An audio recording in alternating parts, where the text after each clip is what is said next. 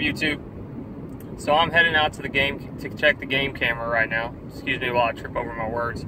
Got my young man in the back, my son. We're taking him out. I'm trying to teach him how to do it a little bit. He's a little young, but still, it's fun getting him out here and teaching him how to do things.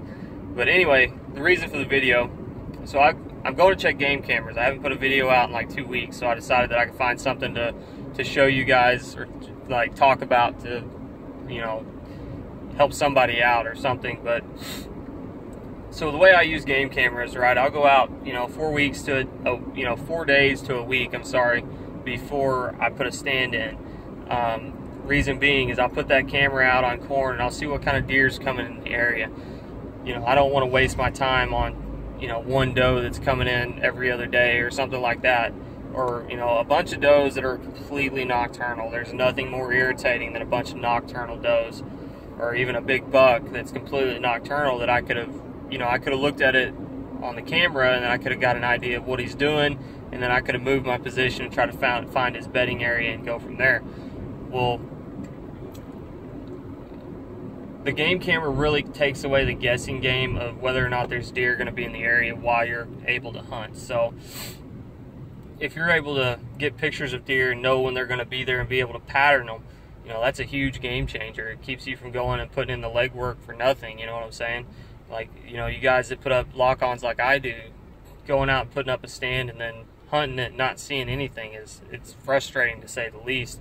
Whereas if I can get a camera and I can pattern some deer and I can pretty well know when they're going to be there, then, it changes everything. I know when I need to hunt, and then I know where I need to hunt and all of that stuff. So that's the biggest reason I use them, because I work, if you guys are like me, I work 40-50 hours a week and I don't get that much time to hunt. So when I hunt, I want to be able to see a deer. I want to kill something, or at least see something, not waste my entire day sitting out there for nothing, So, and even, on that point, working that much on the side and hunting, you don't want to be spending a day putting up a deer stand and not, seeing anything for 3 or 4 days after that, or a week, or however long you leave the stand there. The game cameras can really change that for you. It can teach you, it can teach you a lot about deer's movements, and, if you really play with it, you can really find out how the deer move, where they're moving, especially, if you're getting pictures of a nocturnal buck, then if you move around, he's moving somewhere. Deer have to feed 5 times a day, so he's moving somewhere during the day, but you just got to find it. It could be, it could be in his bedding area, it could be in a really tight thicket, but you can still, you can find something that deer is moving on the daylight. So, it's a great tool. And then another thing I've learned from game cameras, if you take that very first picture that you get of a deer, and if you notice the way it's pointing, a lot of times the opposite direction of that is going to be the point that the deer are coming from. So, if I'm looking at a picture and the deer's coming straight on that very first picture, then it's probably coming from wherever that, straight on is looking. So, I've got a spot, one of the spots I'm fixing to go to check my stuff. I've been getting pictures and they're always coming, like kind of facing the camera to the right of me, if that makes sense. And the deer always come from that spot. I've killed 2 deer out of that stand so far, and they always come from the exact same place every single time I see them. So that's one of the times that it's really, my theory on the whole figuring out where the deer are coming from using a game camera has really played out for me. And a lot of times, bucks are the easiest to pattern, really, if you think about it. If it's not rut, a buck's going to do the exact same thing almost every single day. So, the rut's totally different. So just throw that out the window when the rut hits. But, during the year, the bucks will make these big circles, or they'll have their little route that they move. And if you're getting all nocturnal pictures of a big buck, you move up from the direction he's coming, and he's coming through there a little earlier than he was there. And if you find out where he's coming from there, then you can just keep, you keep moving until you find a spot where he's hitting during the daylight. And it works great for me. I've killed quite a few deer, using that method. So, it's just a, quick little, sorry, I'm going through a really bumpy road here, but it's just a quick little thought to you guys. Game cameras are big time game changer for guys. You guys, if you guys have never used them, it's really something that you should consider using, because they're really an effective tool in letting you know where those deer are coming from and when they're coming from, or when they're going to be there. You know, sorry, I'm like tripping over all of my words right now, but I'm just really excited to get here and check these cameras. It's like Christmas for me. I get super excited whenever I check cameras. You never know what you're going to get, man. You may have a 180-inch buck on there, and you may have a fawn. You never know. It's like super exciting for me.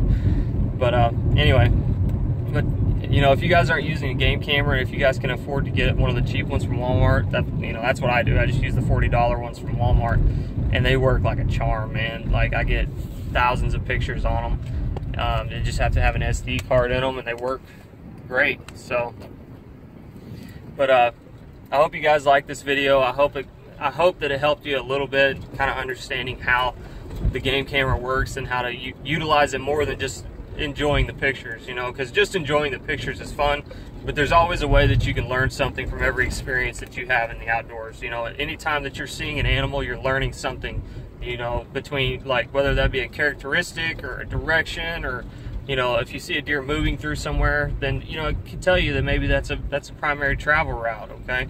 Or, like, so these urban areas where I hunt, if I see deer across the road, I can almost guarantee that if I put a camera out somewhere near where that deer crossed, I could probably see the deer during daylight, and I could probably get a shot at it during daylight.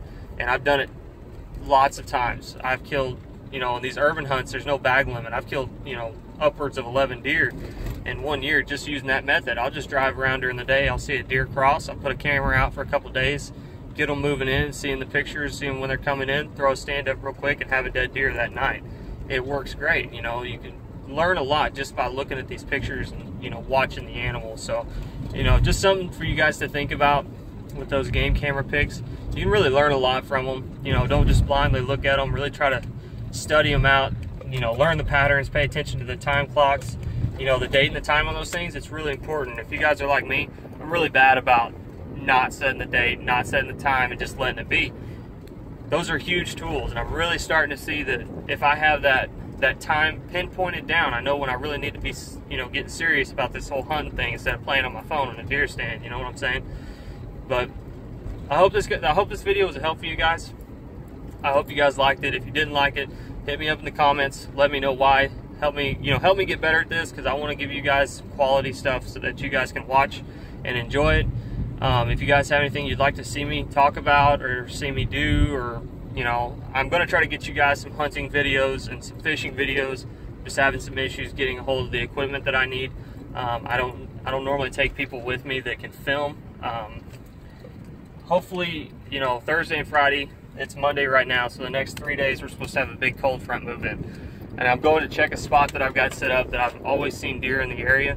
So I'm hoping that I can throw a stand up here in a few minutes and get a good spot to get some good, you know, filming footage for you guys.